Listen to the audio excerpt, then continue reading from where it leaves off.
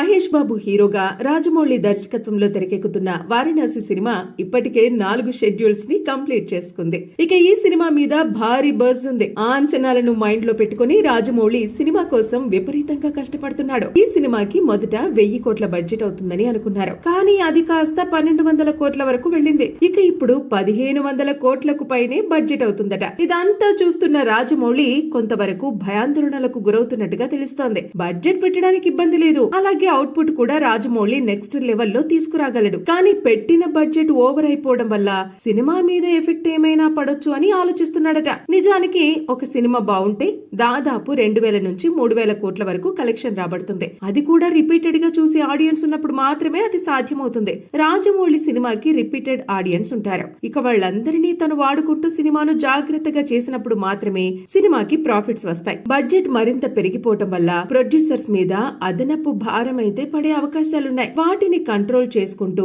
ఒక భారీ అవుట్పుట్ ని తీసుకురాగలిగితే మాత్రం సినిమా నెక్స్ట్ లెవెల్లో ఉంటుంది. లేకపోతే మాత్రం ప్రొడ్యూసర్ భారీ నష్టాలను చవిచూడాల్సిన పరిస్థితి రావచ్చు.